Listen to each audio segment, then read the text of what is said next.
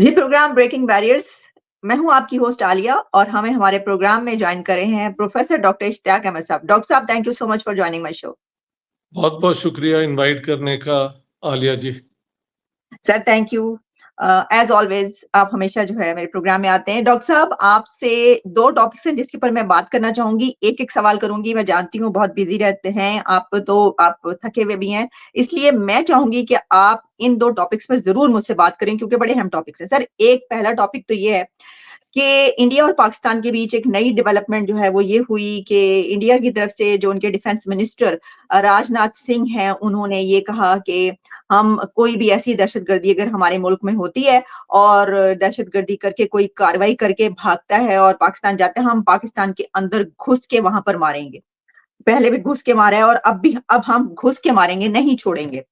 तो सर इसके ऊपर ज़ाहिर है कि फिर उसके 1 दिन के बाद जो है वो पाकिस्तान की तरफ से भी स्टेटमेंट आई कि ये बड़ी ही एक गैर ज़िम्मेदाराना स्टेटमेंट है, सॉवरेनिटी का मामला है। तो डॉक्टर साहब, आप क्या समझते हैं कि ऐसा जो है वो अब पहले जो है वो ये कहा जाता था कि जी दहशतगर्दी हो रही है हमारी तरफ और ऐसा नहीं होना चाहिए। लेकिन अब उन्होंने ये कहा है कि हम अ, अंदर घुस के मारेंगे। तो ये एक बहुत यानी जिसे कहते हैं कि एक आप समझते हैं कि एग्रेसिव स्टेटमेंट है? बात ये है कि इंडिया फ़ील करता है कि अब उसकी हर किस्म की स्ट्रेंथ इकोनॉमिक और मिलिट्री और ये बढ़ रही है। दुनिया में उसकी बात भी सुनी जाती है। सीआईए के पास वैसे तो कोई मैंडेट नहीं है अंडर द यूएस कॉन्स्टिट्यूशन। इसी तरह इज़राइल भी करता है ये और अब इंडिया ने वैसे इंटरनेशनल लॉ में अ, मेरे ख्याल से कोई इस किस्म की गुंजाइश नहीं है। लेकिन उसमें रिस्पॉन्सिबिलिटी ये है कि जिस मुल्क से टेररिज्म हो, वो कोऑपरेट करे उस टेररिज्म को ख़त्म करने में। जिसका मतलब ये है कि अगर वो पाकिस्तान से कोई आके करता है, तो पाकिस्तान की गवर्नमेंट इंडियन गवर्नमेंट के साथ कोऑपरेट करे और उन लोगों को सरेंडर करे। या तो पाकिस्तान गवर्नमेंट कहे ना कि हम करवा रहे हैं। अगर वो कहते हैं हम नहीं करवा रहे हैं, लेकिन हो पाकिस्तानी टेरिटरी से रही है, तो फिर 2 ही तरीके हैं, या तो इंडियन जैसे वो पहले करते थे कि दुनिया में प्रोटेस्ट कर दिया और दुनिया की अटेंशन दिलाई। अब वो समझते हैं कि हम इससे ज़्यादा आगे बढ़ सकते हैं। तो टेररिज्म जो है, वो पाकिस्तान के लिए बिल्कुल नुकसानदेह है। इससे पहले शायद कॉन्सिक्वेंसेज़ यूँ इंडिया ने डिक्लेयर नहीं किए जो वो अब कर रहे हैं। तो गैर ज़िम्मेदाराना स्टेटमेंट ये वो पाकिस्तान की गवर्नमेंट की मुझे समझ तो आती है, क्योंकि वो इसके अलावा और क्या कहें? लेकिन मेरे ख्याल से टेररिज्म इज़ आउट। किसी को किसी मुल्क में जाके करने की कोई जवाज़ नहीं है, हुँ, ठीक है? ठीक। और अगर आपके मुल्क से होती है और आप खुद नहीं करवाते, आपकी टेरिटरी इस्तेमाल होती है, इंटरनेशनल लॉ में ये है कि 2 मुल्क फिर कोऑपरेट करें कि ये भई किसने की और you hand over the people, क्योंकि मुजरिम तो मुजरिम ही है ना। हुँ, सो हुँ, हुँ। मैं अब इंडियन गवर्नमेंट की जो एटीट्यूड है, वो ठीक है, वो अब समझते हैं कि अमेरिका सर तो ये जो आपने बात कही ना कि अब जो है वो ये बात उन्होंने भी कही है कि ये पहले वाला इंडिया नहीं है यानी अब जो आपने कहा एग्ज़ैक्टली कि पहले वो आवाज़ उठाते थे, उन्होंने कहा अब ये मामला नहीं होगा, अब जी। दूसरी तरीके से चलेंगे। वो महात्मा गांधी की टीचिंग्स पे चलते थे पुराने लोग कि फॉरगिव कर देना, फॉरगेट कर देना, ये एक इंसानियत के लिए बहुत बड़ी बात है। मेरे ख्याल उन्होंने वो ट्राई करके देख लिया। अब इंडिया की पॉलिटिक्स का करैक्टर भी तो बदल गया है ना। हुँ, और तो फिर अब इंडिया कहता है कि भई अगर ये तो वो नहीं कहते कि हम आके अंदर आपके मुल्क के टेररिज्म करवाएँगे, ये तो नहीं ना कह रहे। हुँ। वो ये कह रहे हैं कि अगर आपके मुल्क से हमारे मुल्क में टेररिज्म होती है तो हम उसको परस्यू करेंगे। तो बात ये है कि under international law all states have the right to protect their sovereignty. America इसी वजह से जहाँ जाता है, सही। जिसको चाहता है। और तो और इलेक्टेड वो निकारागुआ के प्रेसिडेंट थे, नोरेगा उसको उठा के ले गए थे। हाँ जी, तो और सर अमेरिकन्स इसके का अंदर जी, डॉक्टर साहब इसके अंदर एक बात ये भी है कि जब उन्होंने ये कहा है कि अगर कोई भी आया और ये किया तो बात तो साफ है कि दूसरी तरफ से ये कहा जाए कि भाई कोई आएगा ही नहीं, यानी कोई हाँ, आएगा ही नहीं, फिर ऐसा होगा ही हाँ, नहीं। मेरे ख्याल से यही कहना चाहिए। लेकिन पाकिस्तान हुकूमत भी जानती है कि हमने बढ़-चढ़ के करवाई है, सिर्फ इंडिया में नहीं करवाई। अमेरिका में जो हमले हुए हैं 2-3 9/11 से पहले, और 9/11 वाला बेस जो है वो पेशावर में ही था ना।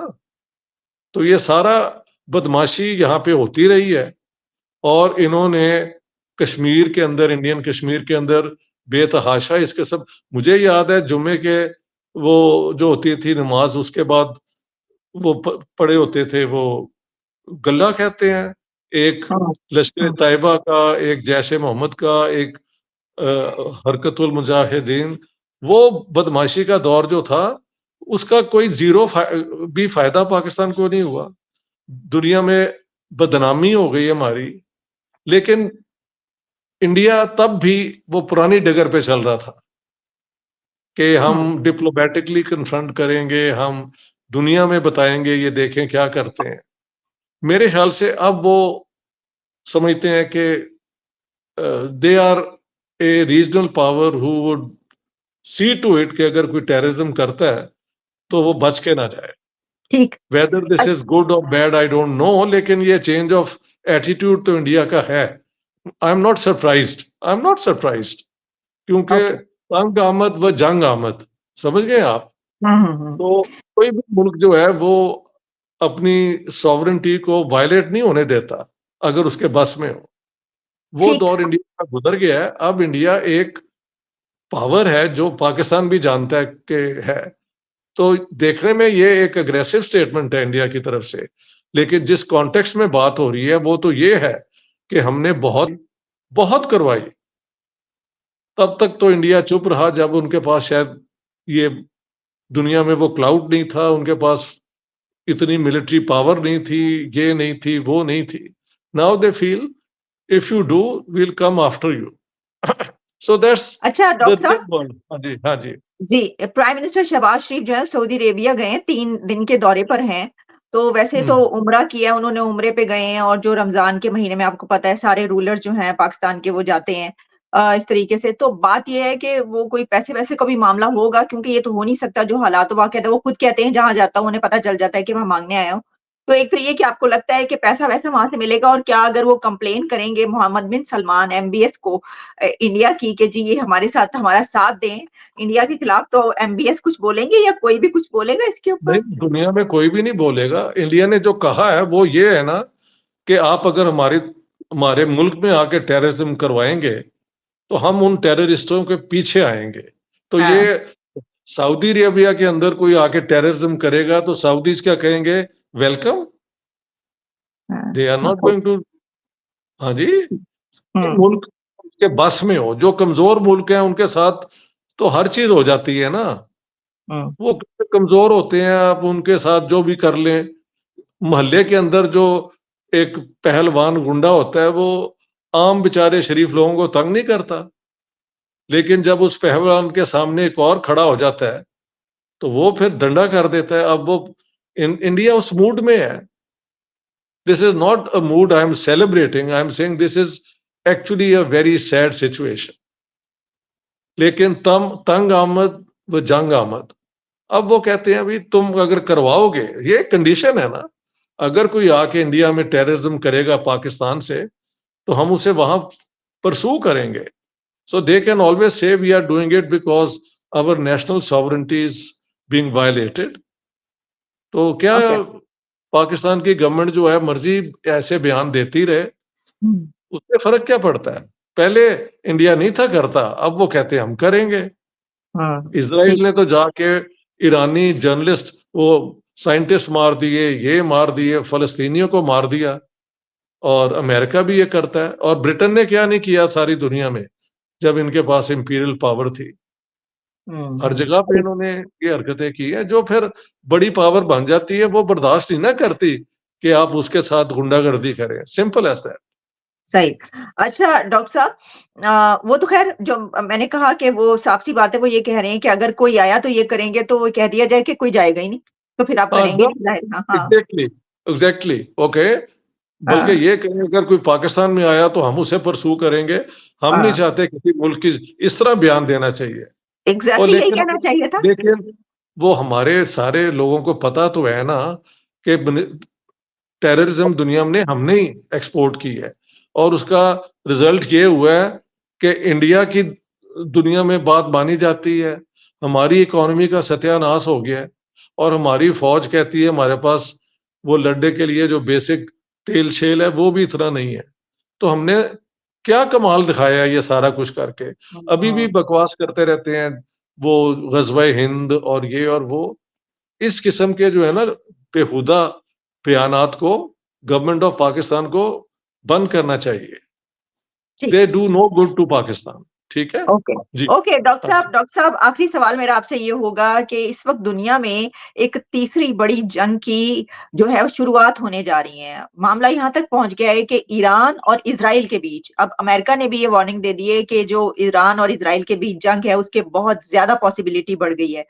जो इज़राइल है उसने अपनी तकरीबन 26 एम्बेसीज़ पूरी दुनिया में इसी वजह से बंद की हैं कि उनके ऊपर उसका खतरा है। ईरान ये कह रहा है कि वो इज़राइल पर अब हमला करेगा। तो आपको क्या लगता है कि क्या ये जंग वाक़ई शुरू होने लगी, और अगर ये वाली जंग स्टार्ट होती है तो ये एक बड़ी यानी कि थर्ड वर्ल्ड वॉर में तब्दील हो जाएगी?